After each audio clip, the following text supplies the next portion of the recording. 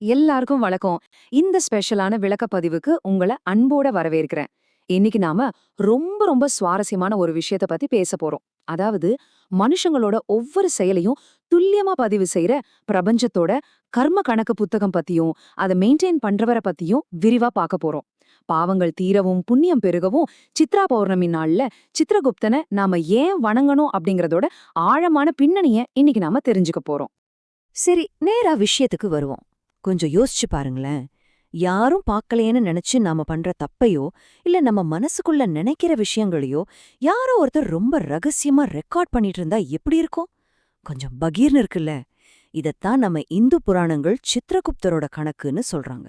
நாம செய்யற ஒவ்வொரு சின்ன செயலுக்கும் ஒரு பிரபஞ்ச பதிவு இருக்குங்கிறது தான் இதோட அடிப்படை. இன்னைக்கு நாம என்னெல்லாம் பார்க்க போறோம்னா, இந்த தணிக்கையாளர் யார், இவரோட 3 பிறப்பு கதைகள், கணக்கு பார்க்கற நாளான சித்ர பௌர்ணமி, அப்புறம் வழிபாட்டு முறைகள், கடைசியா இதோட இறுதிச் சுருக்கம். இவ்வளவுதான். பகுதி 1. தணிக்கையாளர் கர்ம கணக்கின் காவலர். வாங்க புராணங்கள் சொல்ற இந்த தெய்வீக பதிவாளர் யாருன்னு பார்க்கலாம். இங்க ஒரு இன்ட்ரெஸ்டிங்கான விஷயம் கவனிங்களேன். இவரோட பேர்லயே அதற்கான அர்த்தம் இருக்கு. சித்திரம்னா படம் இல்லனா மறைஞ்சிருக்கிறதுன்னு அர்த்தம். குப்தானா ரகசியம், அதாவது ஒவ்வொரு மனுஷனுக்குள்ளேயும் ஆழமா மறைஞ்சிருக்க எண்ணங்களையும் ரகசியமான நோக்கங்களையும் அப்படியே படம் பிடிச்சு வைக்கிறவர் தான் சித்ரகுப்தர். வெளியே நாம எப்படி வேணாலும் நடந்துக்கலாம், ஆனா உள்ள என்ன நினைக்கிறோங்கிறத இந்த பிரபஞ்ச தணிக்கையாளர் ரொம்ப ஈஸியா கேட்ச் பண்ணிடுவாரு. இவர் பிரபஞ்சத்தோட ஒரு மாபெரும் நடுநிலையான கணக்காளர்னு சொல்லலாம். சித்ரகுப்தரோட கணக்குல எந்த பாரபட்சமும் கிடையாதுங்க. நீங்க ஒரு பெரிய ராஜாவா இருங்க, இல்ல ஆதரவற்ற ஆண்டியா இருங்க, தர்மத்தின் முன்னாடி எல்லாரும் சமந்தான். நம்ம செயல்களை மட்டுமே அடிப்படையா வச்சு பாவ புண்ணியங்களை தரம் பிரிச்சு யமதர்மன் கிட்ட ஃபைல் பண்றதுதான் இவரோட வேலை. அடுத்து பகுதி 2. 3 பிறப்பு கதைகள். சித்ரகுப்தரின் தோற்றம். இவர் எப்படி உருவானார் அப்படிங்கிறதுக்கு 3 சூப்பரான கதைகள் இருக்கு.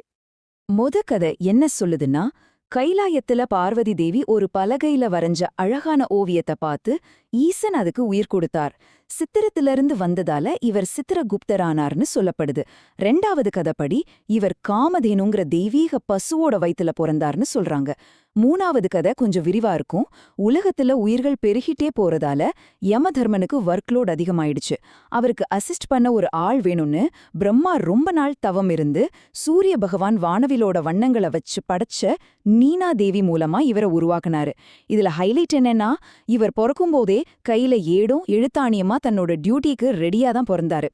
இந்த ஸ்லைடு ஒரு முரண்பாட்டை ரொம்ப அழகா காட்டுது பாருங்க. பிரம்மா, சிவன், சூரியன் மாபெரும் தெய்வங்களால உருவாக்கப்பட்ட ஒரு உன்னதமான பிறப்பு இவருடையது.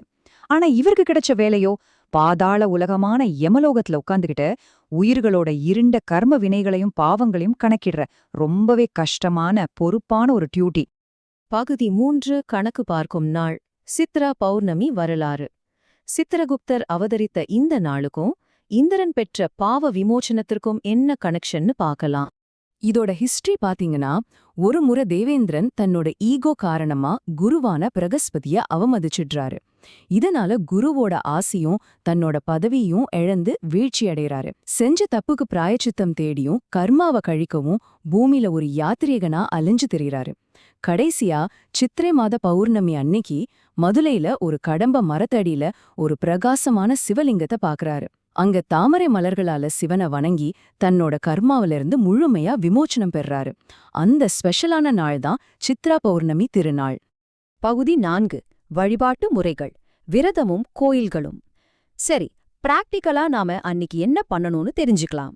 இந்த நாள்ல நாம பண்ண வேண்டிய சில முக்கியமான விரத முறைகள் இருக்கு. சித்ரா பௌர்ணமி அன்னைக்கு முழுசா விரதம் இருக்கணும். குறிப்பா சுத்தமா உப்பு சேர்க்காத சாப்பாடு தான் சாப்பிடணும்னு ஒரு ஐதீகம் இருக்கு.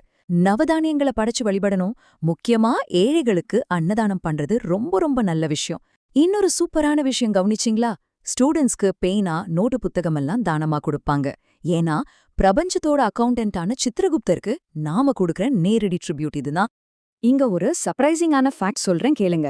பொதுவா எல்லா இந்து பூஜையிலயும் பசும்பால், பசு நெய் தான் யூஸ் பண்ணுவாங்க, கரெக்டா? ஆனா சித்ரகுப்தர் வழிபாட்டுல பசும்பால கண்டிப்பா தவிர்க்கணும். ஏன் தெரியுமா? அவரு காமதேனு பசுவோட வயித்துல பிறந்ததால அத தாய்பாலா கருதி நைவேத்தியம் பண்ண மாட்டாங்க. அதுக்கு பதிலா யமதர்மனோட வாகனமான எருமைய மீன் பண்ற மாதிரி எருமப்பால் அப்புறம் அதுல செஞ்ச பாயாசம் தான் படைப்பாங்க. செம இன்ட்ரெஸ்டிங்கா இருக்குல்ல? தமிழ்நாட்டுல இவருக்கான சில அரிய கோயில்கள் இருக்கு. அதுல காஞ்சிபுரம் ரொம்பவே விசேஷமானது. ஏன்னா அங்கதான் சித்திரகுப்தர் சிவனை நோக்கி தவம் இருந்து அஷ்டமா சித்திகளை வாங்கினாருன்னு புராணங்கள் சொல்லுது.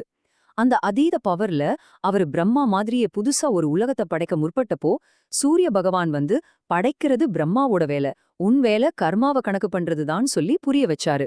9ஆம் நூற்றாண்டுல சோழர்கள் கட்டின வரலாற்று சிற்பமிக்க கோயில் இது.